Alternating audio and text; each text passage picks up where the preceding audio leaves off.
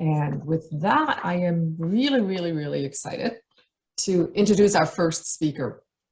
Many of us know Teri personally, and it gives me great pleasure to welcome you, Teri. Wish I could hug you.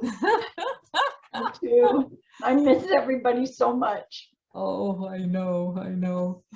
As you can tell by Teri's bio, you know, the good woman has written 11 books. She has studied yoga. She is intensely interested in the feminine aspect of things. I generally like to add something a little more personal because you can all read her bio.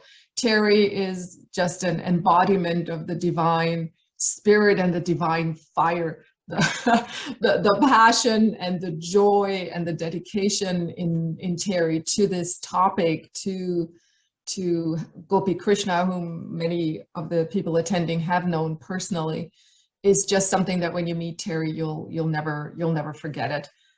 She's a wealth of knowledge. I'm so excited that you're speaking for us, Teri, because you have so much to share. And again, the topic this year is all about Gopi Krishna and his journey. And I know Teri's working on another book about him. So I'm really pleased to welcome you, Teri. I will also give you a heads up 30 minutes in. Is that okay? Yes, even maybe so. Like maybe 20 minutes. Right. Yeah, 20 minutes. Yeah, because I have way too much to say. Yes. As always. As always. All right, I'll give you a heads up in about 20 minutes. Thank you, Teri, and welcome. We look forward to your talk about Gopi Krishna and Kundalini, his awakening and yours. Thank you. Thank you, Sabine and Paul and ICR for having me this year. I can't believe it's 36 years. I'm finding myself just incredibly emotional at this moment. It's hard not to be able to give everybody a hug, but good to see you out there. And also I wanted to say that traditionally in these 36 years, the first speaker does a little bit to talk about ICR. Now, Paul's done that a bit already, and so has Sabine. But one of the things we try to do is give a little bit idea about ICR. Our raison d'etre has always been Gopi Krishna. We've published his books and kept his works alive after his death. And many of us had the honor of meeting him beforehand. Now, at these conferences, we don't usually talk about Gopi Krishna that much because we like it to be an eclectic sort of thing. And over the years, we're very proud of the fact that we've always had speakers from every tradition and people who are different gurus and different ideas about Kundalini, and we like that a lot. We've had different religious traditions represented every year. And we like to do that, but to give at the beginning a little bit of an idea about ICR and Gopi Krishna's ideas about how he saw Kundalini and Kundalini awakening. So that fits really well this year for me because I'm really talking about this biography I'm working on. Gopi Krishna died in 1984. And about 6 years after that, 5 years after that, I realized that somebody really needed to write a biography of this great man's life. He'd written 2 books, autobiographies, where he told his own story. But when somebody writes an autobiography, they can't really toot their own horn. You know, they can't really say how great they were.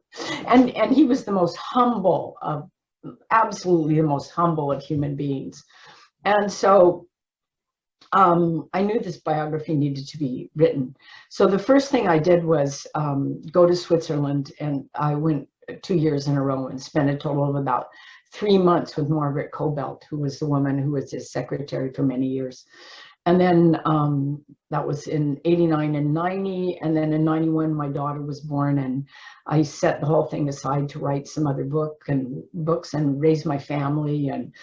And then a few years ago, I was honored to go back to India, meet the surviving member of his family, his children, who were now in their 70s and 80s. And in the US, meet some of his grandchildren.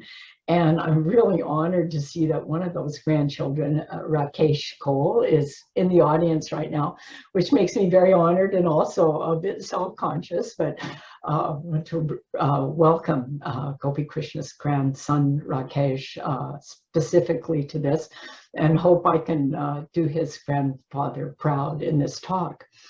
So I started this a few years ago. I went back to India, met with family, and this book has just grown. It's just a huge project. So I just want to share today a few of those things. And as I do that, that fits really well in with kind of describing what ICR thinks about, how ICR sees the idea of Kundalini awakening.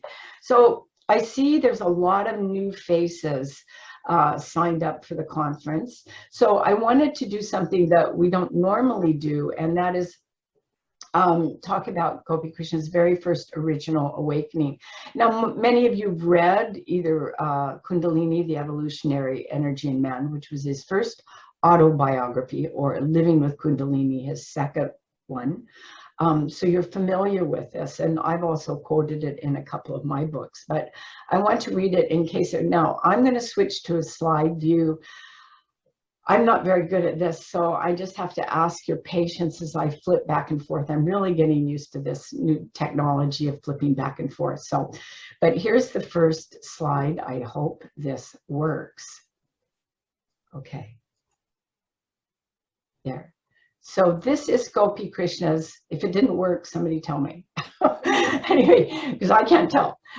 This is his first experience. He had meditated for 3 hours a day for many, many years, since the time when he was a teenager. And just, he didn't expect this to happen. It was totally unexpected. But this is what happened.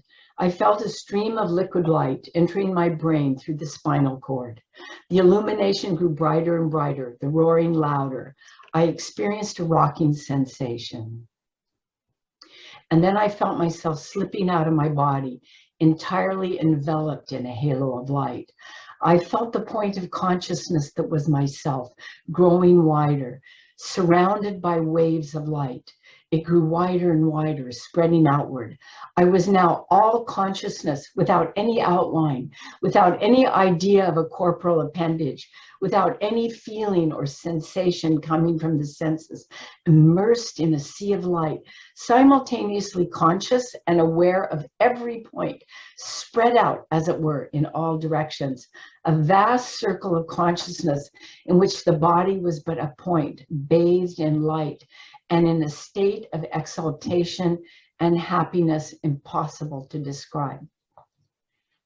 Now, that line, that it was impossible to describe, is very important, because William James, who was the great philosopher and psychologist who really delineated a lot of our points about true mystical experience, that was one of his main points, was that it was ineffable.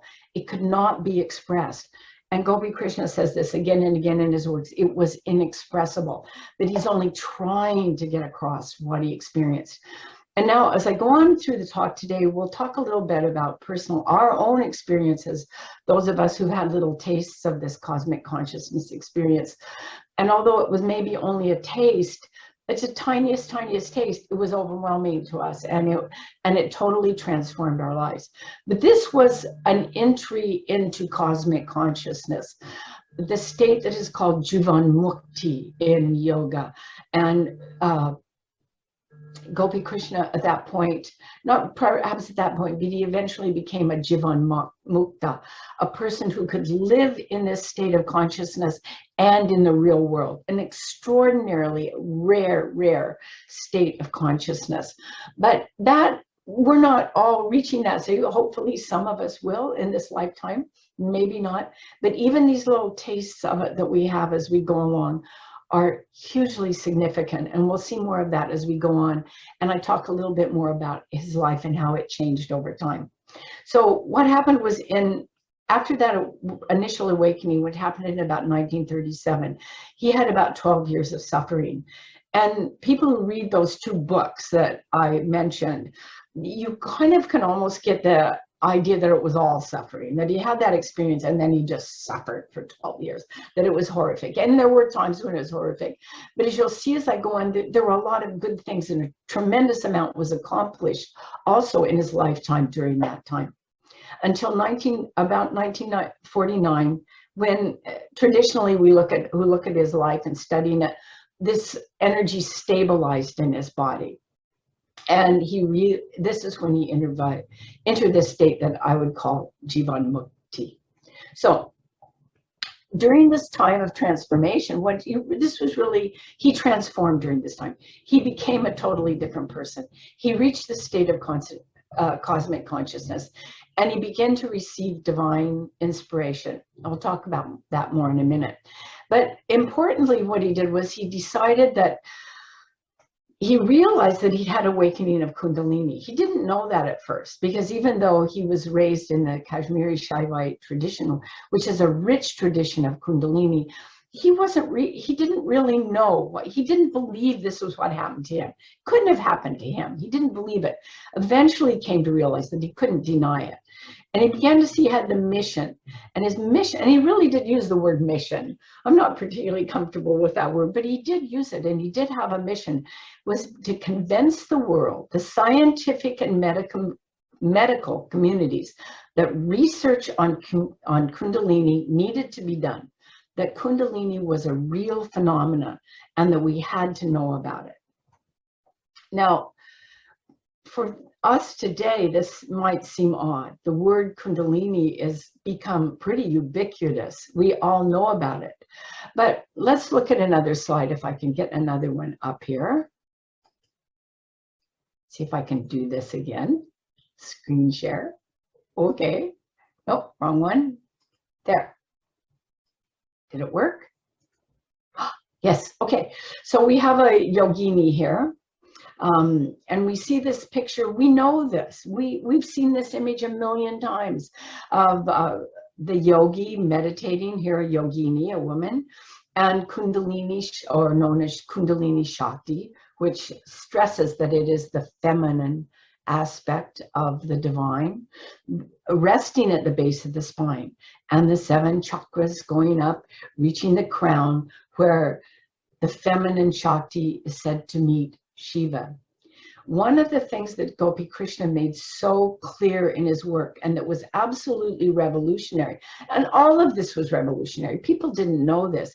I mean, there were, back in the day, this was 1967 when his first book came out, 1970 before it hit the US. Now, the counterculture, of which I was I was a little hippie girl doing yoga back in those days. I'm proud to say we had this idea of this, but we didn't know this. And we certainly didn't have any idea that Kundalini Shakti was the evolutionary energy.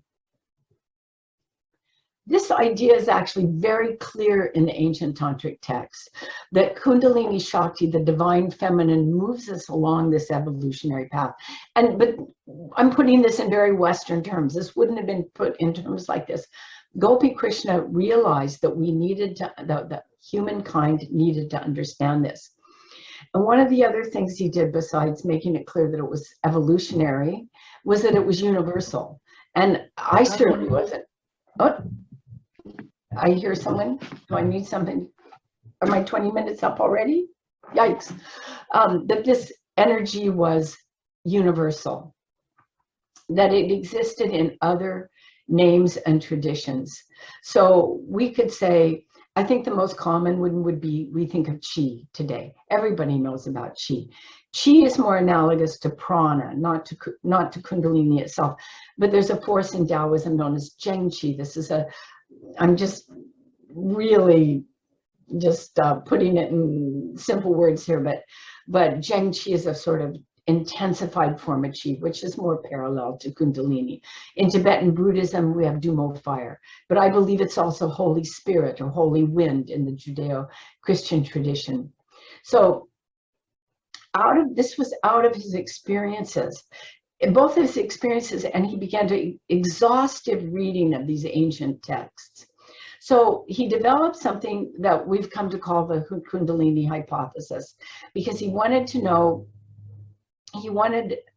humankind to know this through research. He started to meet scientists like Carl Friedrich von Weizsäcker, who are very well known. And he realized that he had to have some kind of something that they could hang it on. So let's look at another slide and see, these are the elements of the hypothesis. This isn't the hypothesis itself, but these are the elements. See if it comes up. There. Okay, the first element is that Kundalini is responsible for mystical experience, paranormal experience, divine inspiration, divinely inspired creativity and genius, and a transformative process. So these are the elements of that.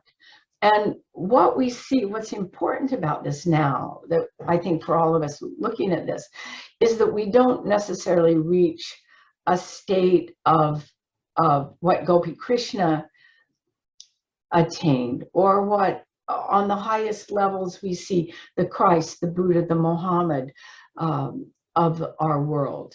And on another level, the Rumis, the Saint Hildegards, the Saint Teresas. We don't necessarily reach that in our transformation as we're going along this journey that we see happening all around us now, in this time of transformation. But we have a taste of this. We have a taste of mystical experience. We might have a taste of oneness. We have a vision of light that comes and goes. We have sensations of love or bliss, or we have just one experience of this that changes our lives. We have some paranormal experiences. We have a little psychic experience. We have dreams that come true. Now, these are in yoga and in Christianity. Siddhis, they're known in yoga. Charisms in New Testament Christianity. But we look at them, yes, they happen, but we turn away from them. We don't get involved in them. They're just a sign that the process has happened. Inspiration, we might have a poem that we write. It suddenly comes to us. Or on the far, far end of that, we have revelation that changes humanity, Christ's revelations, Buddha's, Muhammad's, revelation that changes how humanity. But regardless, the important thing is that we are having this experience of transformation. So we'll come back to this in a little bit. One of the reasons Gopi Krishna believed this research was so important was that he hoped that some of this inspiration was going to come to us. And one example of that we have is Hildegard of Bingen. She is, I've written a paper that unfortunately my website has crashed. Of course, if one give me a dog, my website's crashed. But at the end of the, if I have a moment at the end, I'll give you an email address you can reach me. And I can send out this paper on Hildegard. And it's really called Hildegard of Bingen, Yogini in Nun's Clothing. And here's Hildegard's experience to give us just an idea of, okay, I'm sharing this again. This is what happened to Hildegard, and you can compare it to what I said about Gopi Krishna earlier. And she says, and it came to pass in 1141st year of the incarnation of our Lord Jesus Christ, that the heavens were opened and a light of exceptional brilliance flowed through my entire brain, and so kindled my whole heart and breast like a flame, burning, not warming, and suddenly I understood the meaning of the exposition of the books, that is to say, the Psalter, the Evangelists, and the other Catholic books of the Old and New Testament. Well, what Hildegard is saying here is she had a transformation of consciousness. And in the article that I write in a lot of my books and in anything you read about her life, she transformed. She understood stuff that she didn't understand. In Gopi Krishna's case, what happened was he started to receive divinely inspired verse. And it just, to use a colloquialism, it blew him away. He couldn't believe it. He'd never written a bit of poetry in his life. He wasn't a writer. He didn't know how to do this. Vast amounts of poetry began to pour through him. He realized this was a harbinger of what humanity could become. And there was a hope for him that with research, we could understand this and we could begin to do something about it. Humanity might create in ourselves more of this inspiration. We might find answers to problems in this. And we talk about this all the time right now. I think it's widely known that we're in a time of transformation. This is a very common idea. But the part and another thing that's talked about is the divine feminine. We're all talking about the divine feminine. It's a big deal right now. But the part that's missing is that what Gopi Krishna was saying is that the divine feminine is the trigger for this transformation of consciousness. And the what Hatha Yoga and Tantra tell us, they were body positive, that this transformation is rooted in the physical body. That doesn't make it less spiritual. It's rooted in the physical body. It means there's something we could study in the body. There's transformations that we could see in the physical body when people reach these states of transformation. So, very important aspect of his research. And he was trying to get this across. And important for us now, because a lot of us who experiences these things, we feel it in our body. We feel these energy sensations. What are they? Well, they're just normal. They're a normal part of this transformation. And knowing this is essential. So what time is it? We've got 32. I think I have till, Sabine, can you nod at me? I would have till 12:45 before the questions start. Is that right, Sabine? You got it, Teri. I'm just timing us here. So about 12:35, you've got another 10 minutes until. Okay, thank you, because this is meaty stuff. I got to get to this.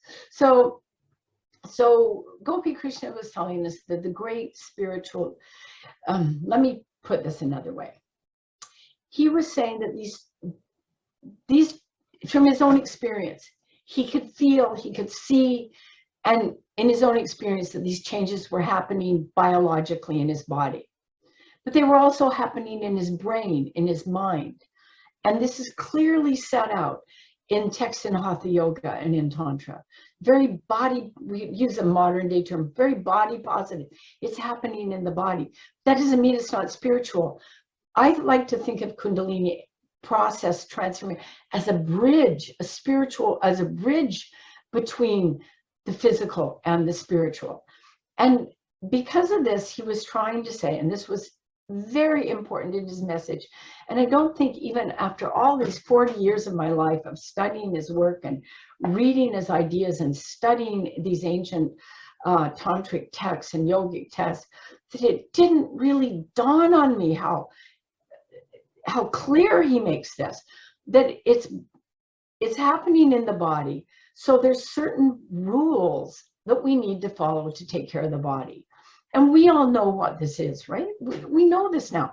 We need to be more in nature, be calm, be peaceful. Like I said, spend more time in nature.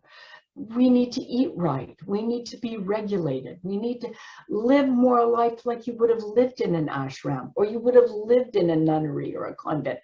Obviously, we can't live those lives exactly, but we could live a little bit more like that. And this was part of his very important message. We needed to change the physical way we needed to take care of our physical body, but we also needed to change our spiritual way of taking care of ourselves. He was saying this is an evolutionary process.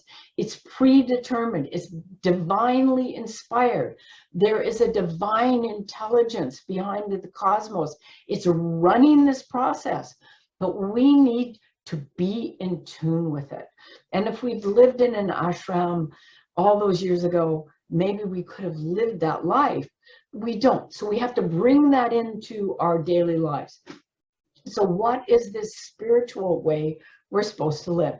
Well, he said it was very obvious. The great spiritual teachers, Buddha, Zoroaster, Guru Nanak, Christ, Muhammad, all of them, the Eightfold Path of Buddhism, the yamas and niyamas of Patanjali's yoga, they're all saying very similar things about the way we're supposed to live. And he often quoted the Bhagavad Gita on this.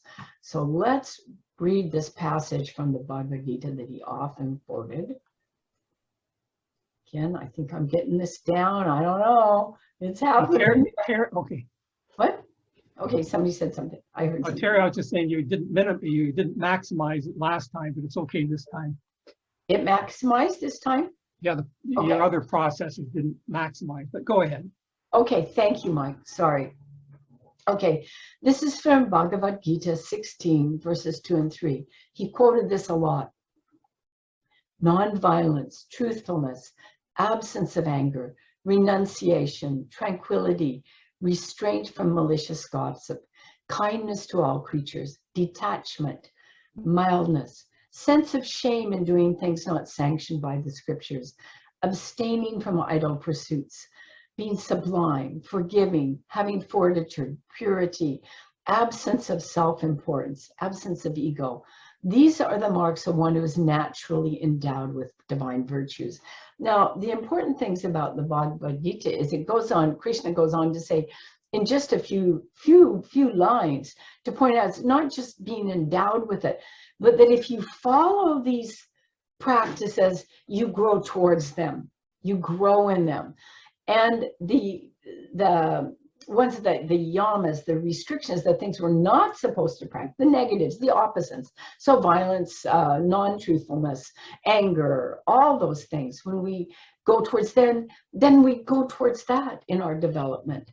So again, Pandit, as we all often call Gopi Krishna, Pandit Gopi Krishna, Pandit often quoted this in his writings.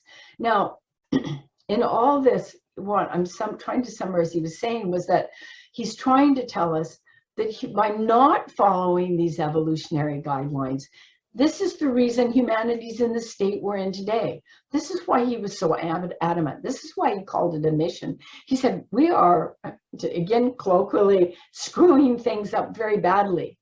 We're not only affecting our individual transformation, we're affecting the transformation of humanity. And we need to get back on this pathway. Now, Gopi Krishna, I forgot to say this at the beginning, but this is very important. He was not a guru.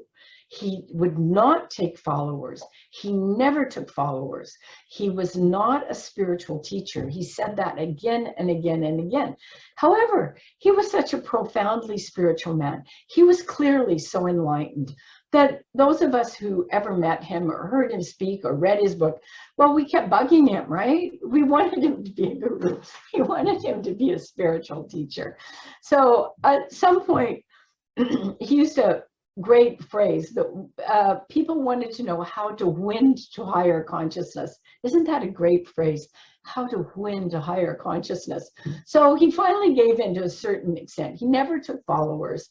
He never called himself a guru, but he did slip out quite a few spiritual teachings.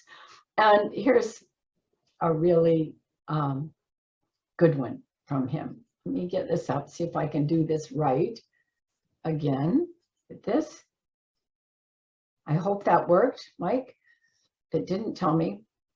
So this was the talk he gave in 1977 when a bunch of us went to India. There were 234 of us. We piled in a plane and went to India, but that's another story.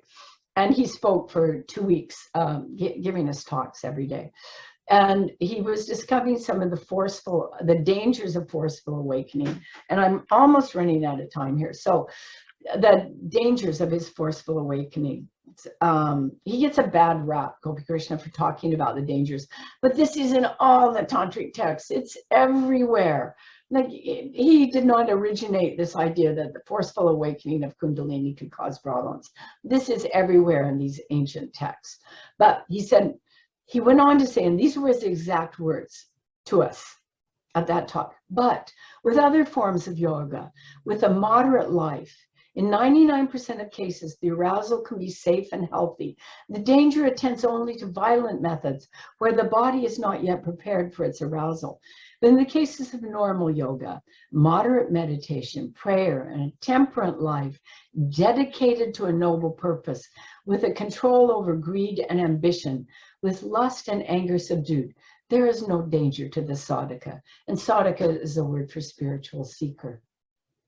So I think I'm way out of time and not nearly done with what I wanted to say, but I wanted to say that what he did in his life from 1994 So from 1994, he worked at his office. In 1994, he got a dispensation, a disability dispensation, and was able to stop work. And he dedicated his life from that. Sabine, are you speaking to me? I don't No, know. Teri, it's just somebody else's side noise. So, and I think you can keep going a little bit more. We haven't gotten a lot of questions for you. Okay. So if anyone has questions and wants to send them in to be told, please do so as soon as possible, because otherwise, Teri, just keep going. Okay, good. So 1944, he stopped work. And he said in letters that I have that he wrote, he said, now I can really dedicate myself to what we would today call social justice and social reform, making things better for humanity, particularly in Kashmir. Situation in Kashmir was very bad. And part of the reason he suffered so much was oftentimes he did not have enough food. Even the situation was terrible there due to the partition with India that was coming up, political situation that was growing in India that culminated in the partition of India in 1947. Things were very bad, and they got worse. But he dedicated himself, and much of this stuff was for women. So just quickly to say some of the things that he did. Then by 1946, he founded an organization called Samaj Sudhar Samiti. He formed this in 1946. And this really means Social Reform Committee. And most of the reform was aimed at women. We would today call it working for women's rights. It's amazing. 1946, in one of the most rural parts of the world where women's rights were not recognized at all, this great visionary was working for women's rights.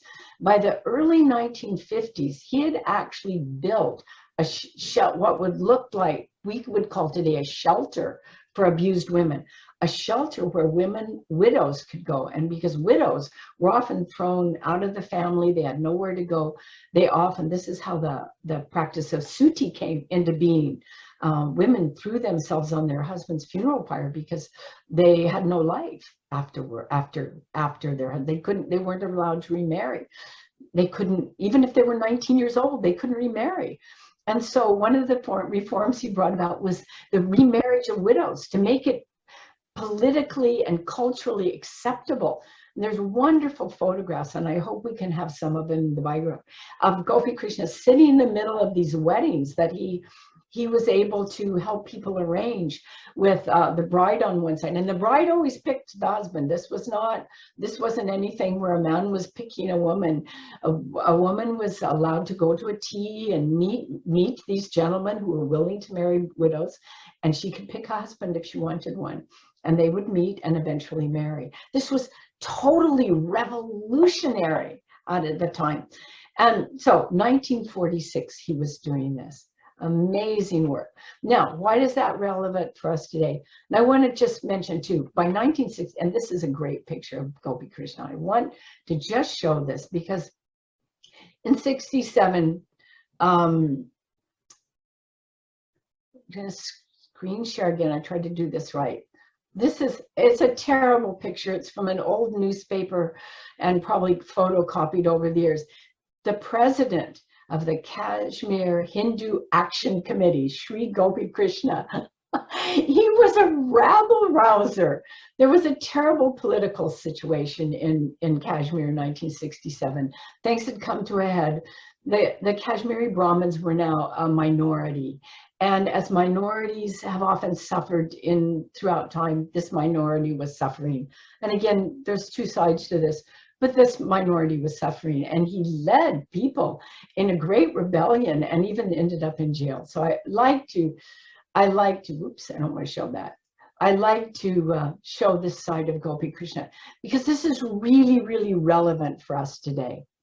What can we do on our journeys? What did he tell us? What did he tell us to do on our journeys? I don't think it's any coincidence that from 1944 to 1949, when his process actually stabilized and he became Jivan Mukti, I don't think it's any coincidence that he spent his life in social justice. And every time he talked about how to win to cosmic consciousness, he mentioned this: dedicate to a noble cause. In the book Higher Consciousness, he even says, dedicate 1 hour of your life every day to karma yoga. Karma yoga is that idea of dedicating yourself to self. 1 hour a day. That's a day, 8 hours a day. Figure out a day a week to selfless service, the safest way to reach higher consciousness. And I don't believe it was a coincidence that he spent all that time in selfless service. And we can, as Paul mentioned in his talk today, we can see this world needs badly our service. This world, humanity needs badly our caring. Mother Earth needs us now. So let me just finish up with this, and maybe there'll be 1 or 2 questions come in. I'll have a minute for them. Let me just finish up quickly with what he ended. One of the things he said to us in that talk, when he was trying to tell us how to win to cosmic consciousness. Again, he always stressed karma yoga.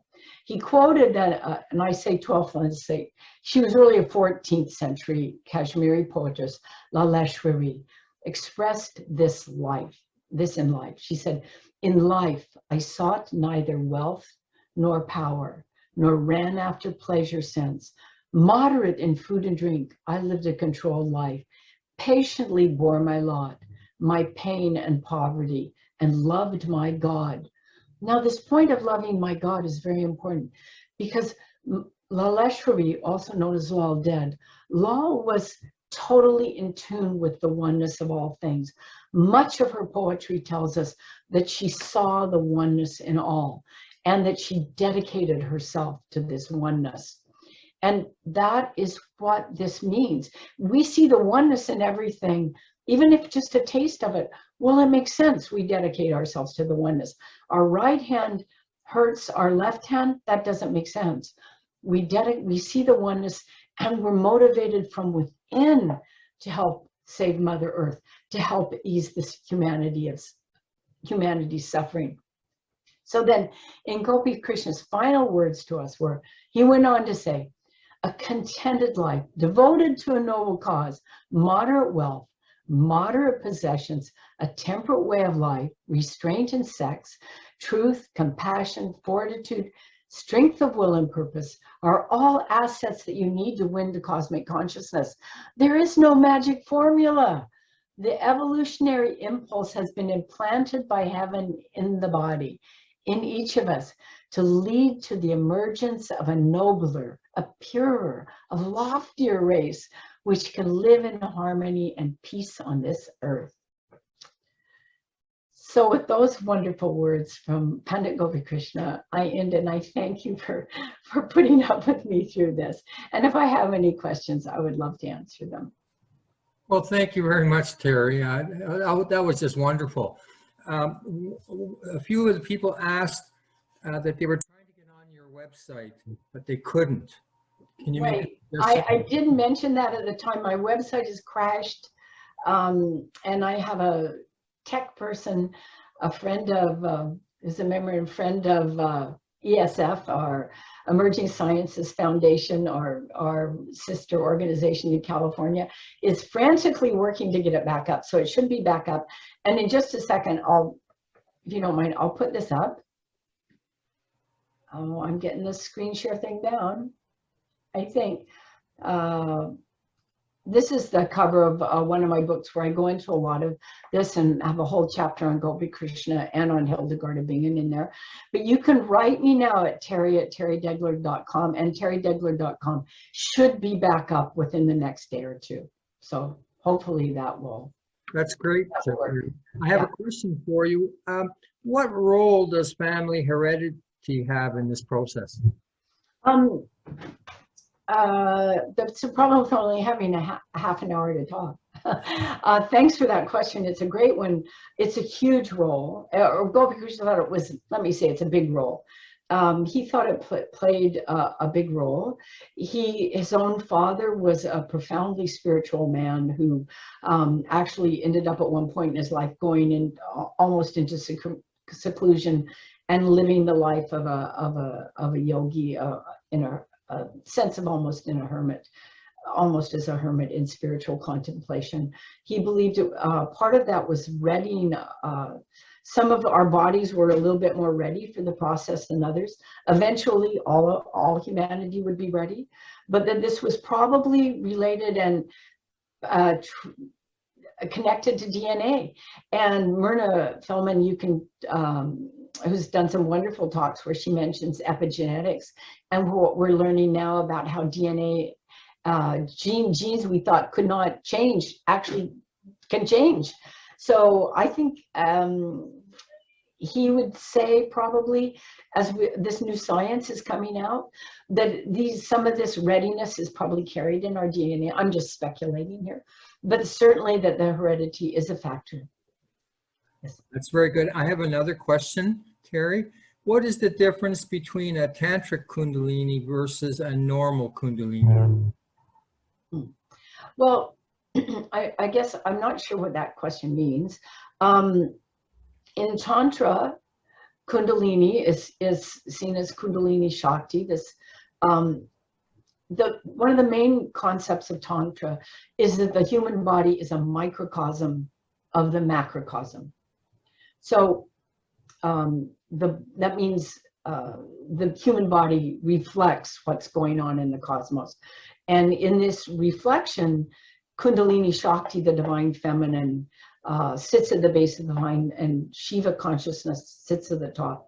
And through Hatha yoga, yogic practices, the energy rises and meets and creates oneness. And all of yoga really is about oneness. The word yoga comes from yuj in Sanskrit, which means yoke or union with it, and refers to union with the divine. So there's only one kind of Kundalini. I think maybe what this questioner is asking is if Tantra is always related to sexual practice. And in left hand, I think one of the speakers is going to talk a little bit about left hand Tantra today, where I guess to really simplify it, left hand Tantra, sexual practices were actually used, or pre-sexual practices were actually used to stimulate and motivate Kundalini process. Whereas in right-handed path, which is what Gopi Krishna talked about and what I'm certainly talking about, and I think ICR is always talking about, we're talking about right-hand path, where this union of the masculine and affection, masculine and feminine is symbolic. The sexual union is symbolic, and it symbolizes the union in the body. And Gopi Krishna often talked about this, and if you read some of his works, or you can even go to the ICR website, it has more on this, how the Brahma Randra opens. There's actually, in Hatha Yoga, and in Tantra, that there's an actual hidden chamber in the brain that opens, and sometimes we think of this as the third eye. Something actually changes in the brain, and I like to think of the brain as it's the organ of perception, right? So it has to change so that we can perceive reality differently. The organ of perception changes, and then we perceive reality. So what the mystics saw was not something different. They saw reality. And the reality that Gopi Krishna saw was this divine world of light and divine intelligence that rules us all. So basically, I'm saying there's only one kind of Kundalini. There might be, there's different ways people believe we can activate it. And I wish I could have talked about that more. Probably, hopefully some of the other speakers will talk about that today. Well, I have one more question for you, if that's okay. Yep. What is your opinion of Shaktipat on the Kundalini awakening process? Oh, somebody had to ask me that. That's a controversial one. I believe that Shaktipat is real. Okay, so Shakti is the divine feminine, and Pat comes from the root for the word touch in Sanskrit. So Shaktipat is touch of Shakti. So the idea is the guru touches the sadhaka or the student and awakens Kundalini. I absolutely believe this happens. And what I think happens is that it's almost like a tuning fork. And I've seen this happen many times. So if you're in a room with a lot of people who have awakening of Kundalini or awakening of the Holy Spirit, because I believe it's all the same thing, it's divine transformative energy, you'll find that suddenly your energy is up. You're feeling it. It's almost like you hit a tuning fork, right? You hit a tuning fork and it vibrates and another tuning fork goes off. Something, and this is why one reason Gopi Krishna wanted research, we could discover why this was working, how this was working. Maybe soon we will be able to. So that's what happens. What I don't think happens in Shaktipat, and what a lot of people do think happens, is think that that brings about enlightenment. This is generally not enlightenment. I mean, it could happen, and maybe has happened in the past. Great guru maybe touched a student and brought full awakening. No. What we're experiencing when we're talking about awakening of Kundalini is part of a process. We are not, for the most part, becoming Buddhas or Christs walking around here on earth. I haven't seen one yet. The closest I ever came was Gopi Krishna. And I don't think he was a Buddha or Christ. He was getting very close. But he wasn't one. And Krishnamurti I met in life, he was close. This was not Buddha. So it's a process. So Shaktipat, I think happens. I think it works. And I have a Sanskrit tutor who knows way more about Tantra and Sanskrit than I do. And she pointed out, and she's in the tradition that follows Muktananda, and she pointed out that Shaktipat was supposed to be, in that tradition, was supposed to begin the process. It was a trigger to begin the process. That there was no thought that it was actually enlightenment. But somehow this got said, it got passed around that you could get enlightenment from a guru. You could go to the hugging saint and you got enlightened.